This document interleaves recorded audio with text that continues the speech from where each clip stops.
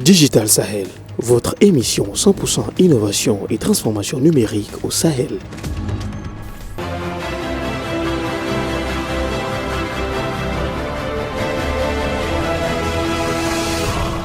Ravi de vous retrouver, fidèles téléspectateurs, pour votre magazine Digital Sahel. Nous sommes au 51e numéro.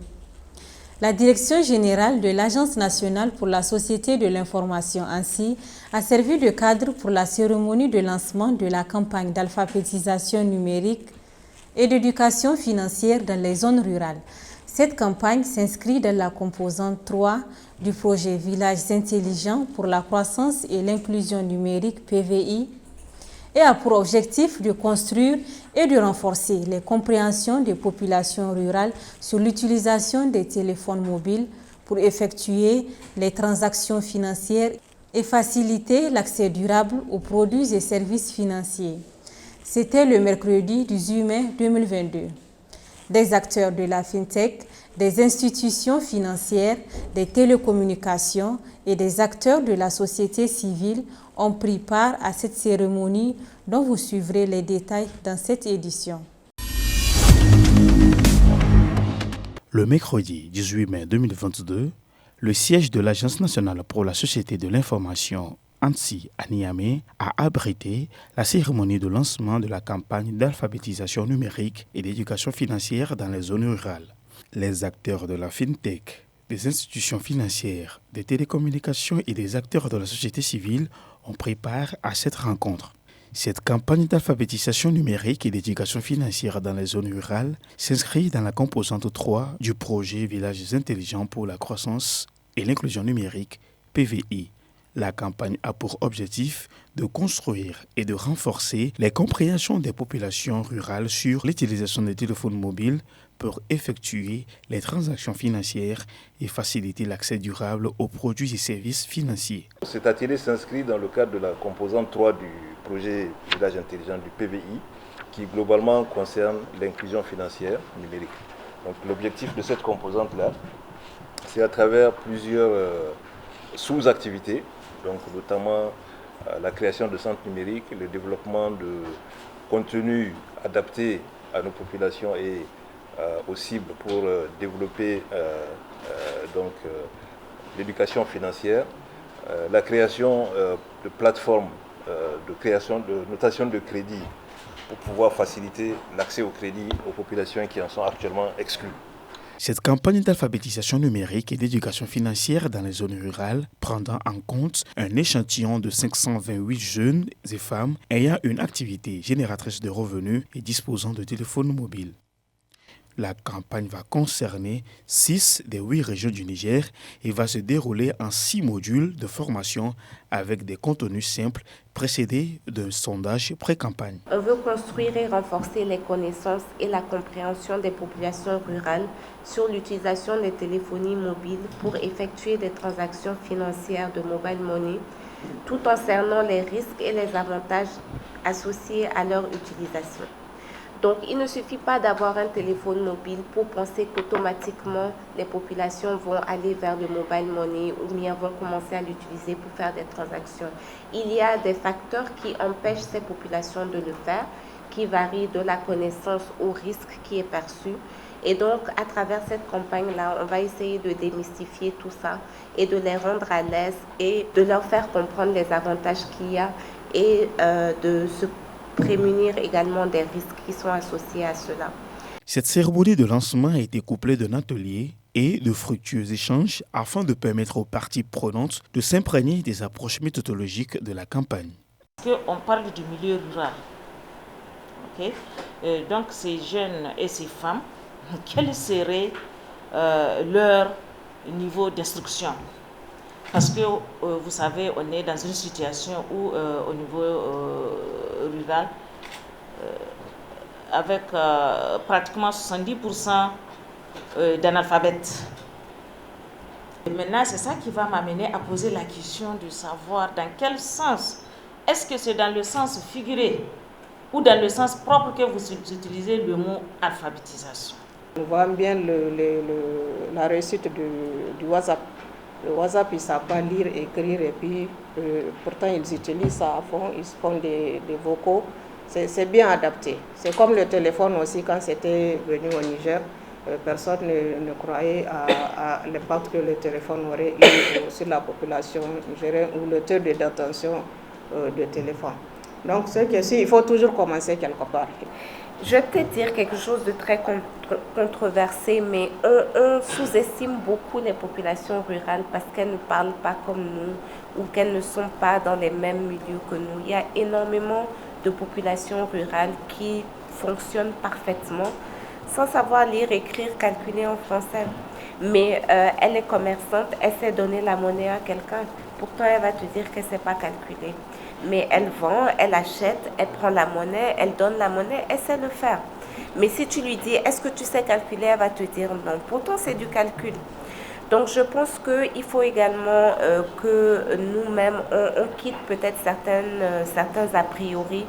Et comme l'a dit Madame Recky, c'est des populations qui déjà sont dans des groupements, qui font déjà des tontines, qui font des microcrédits entre eux et qui également ont eu à recevoir ou sont en train de recevoir des formations dans ce sens qu'on peut mettre à profit pour vraiment les sensibiliser. Moi, j'ai souvent tendance à dire qu'aujourd'hui, quand nous parlons de digitalisation, rien ne peut se faire avec un seul acteur, c'est-à-dire qu'on a besoin d'être en réseau, on a besoin de faire la synergie d'action.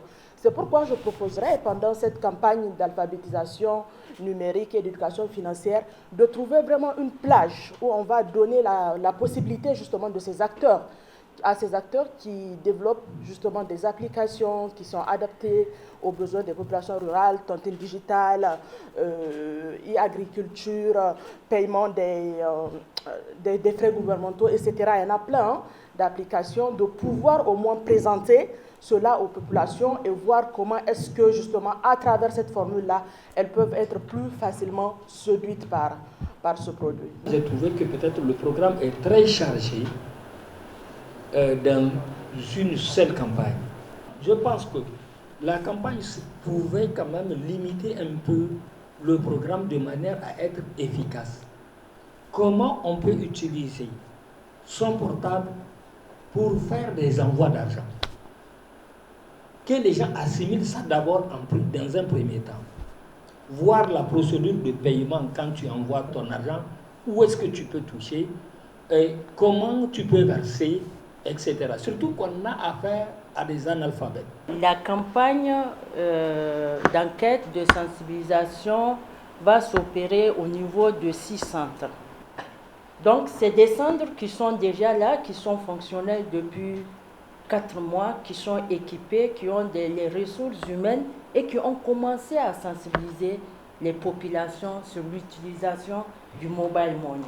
La campagne d'alphabétisation numérique et d'éducation financière dans les zones rurales sera pilotée par le consortium béninois Numérica.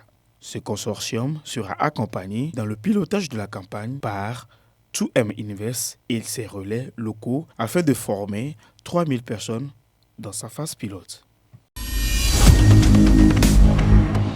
Second sujet de votre magazine, le projet Villages intelligents pour la croissance et l'inclusion numérique PVI, mais cette fois avec les parlementaires et hauts responsables gouvernementaux sur les enjeux de l'économie numérique au Niger. Il s'agit d'un atelier de renforcement des capacités tenu du 24 au 26 mai 2022 à Niamey. Objectif : renforcer les capacités des parlementaires et des hauts responsables gouvernementaux, de les sensibiliser et de recueillir leurs avis sur l'économie numérique au Niger. C'est tout pour le sommaire, les détails. Du 24 au 26 mai 2022 s'est tenu à Niamey un atelier de renforcement des capacités des parlementaires et hauts responsables gouvernementaux sur les enjeux de l'économie numérique au Niger. Organisé par le projet Villages intelligents pour la croissance rurale et l'inclusion numérique PVI, cet atelier a pour objectif de renforcer les capacités des parlementaires et des hauts responsables gouvernementaux, de les sensibiliser et de recueillir leurs avis sur l'économie numérique au Niger. On a ce qu'on appelle un axe, une composante qu'on appelle l'environnement favorable. Donc il s'agit ici de regarder aussi bien au niveau du secteur des télécommunications, le cadre réglementaire législatif, le cadre institutionnel, aussi bien sur le secteur des télécoms que sur le secteur de la finance, de l'inclusion financière. Qu'est-ce qu'il faudrait améliorer pour que nous puissions atteindre nos objectifs? Cette formation rentre dans le cadre de la composante 1 du projet Village intelligent relative à l'environnement favorable et constitue la première phase de formation des 3 autres initiées par le PVI. La finalité, c'est quoi? La finalité, c'est le bien-être. Et comment, en réalité, stimuler et créer les conditions pour que ces technologies ou tout ce que nous sommes en train de faire nous apporte quelque chose réellement dans notre bien-être commun. À travers justement ces séances de présentation, donc promouvoir un espace d'échange donc ouvert à l'ensemble des parties prenantes en vue de définir des axes pour atteindre les objectifs. Donc vraiment, considérons que c'est vraiment ouvert. Comme on a dit, ce n'est pas une formation vraiment en tant que telle, mais c'est vraiment un cadre d'échange que nous voulons. C'est pourquoi on va essayer de faire la définition des concepts que nous avons identifiés. Donc les mots-clés, faire un aperçu sur les TIC, identifier les nouveaux challenges. Parce que il y a vraiment des nouveaux challenges en termes de développement durable, des évolutions du secteur des TIC, donc notamment les convergences, la réglementation, la régulation, donc on parle certainement des fraudes, la sécurité, la protection des données, identifier les axes du développement du secteur en rapport avec les ODD, cerner les contours de la transformation numérique et voir dans notre pays qu'est-ce que nous pouvons faire réellement et qu'est-ce qui est en train d'être fait. Les parlementaires ont saisi cette occasion pour poser des questions, partager leurs avis et expériences sur le numérique au Niger. Le projet a commencé quand? Vous avez dit qu'il a une durée de 6 ans. Il reste combien d'années? Je vois qu'il y a un coût de financement qui s'élève à 100 millions de dollars. Ça fait 60 milliards, non?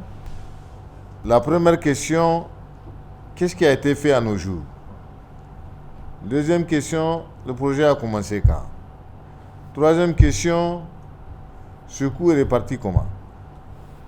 L'économie numérique de façon générale et les villages intelligents semblent être un véritable outil de développement d'un pays. Et un pays ne peut se développer que de façon inclusive, c'est-à-dire en impliquant toutes les composantes de sa population.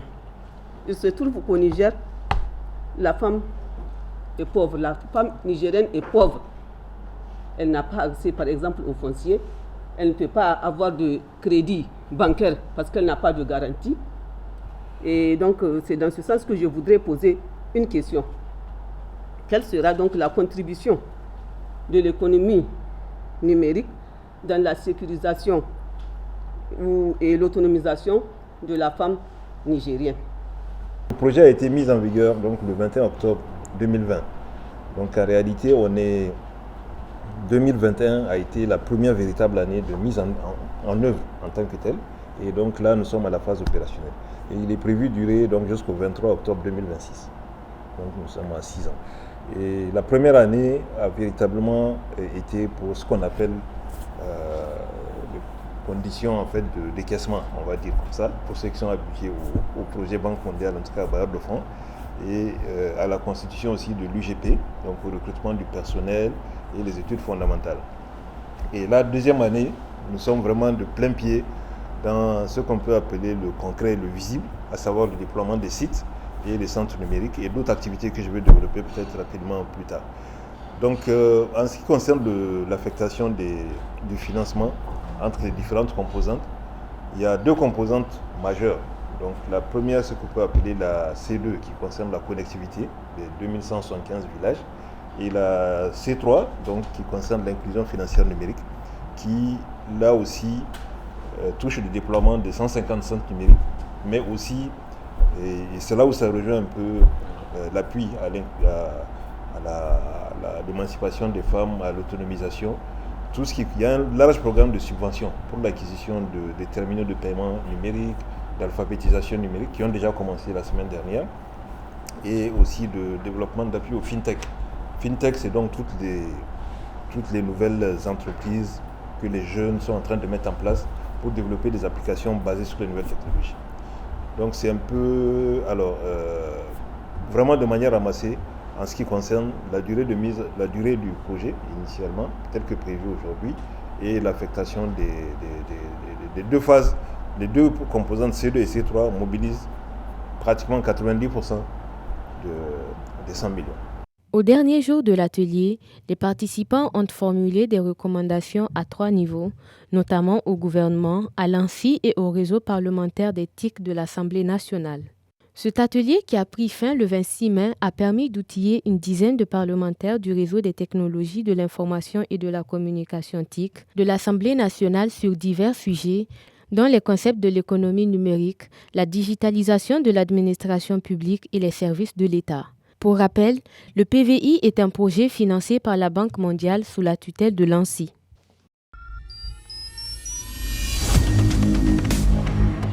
Nous voici à la fin de votre 51e numéro du magazine Digital Sahel. Vous pouvez suivre ce numéro sur notre chaîne YouTube et si vous êtes à Niamey sur Challenge FM. Mais en attendant, continuez par interagir avec notre équipe sur les réseaux sociaux dont les adresses s'affichent sur votre écran. Merci de nous avoir suivis. À la prochaine.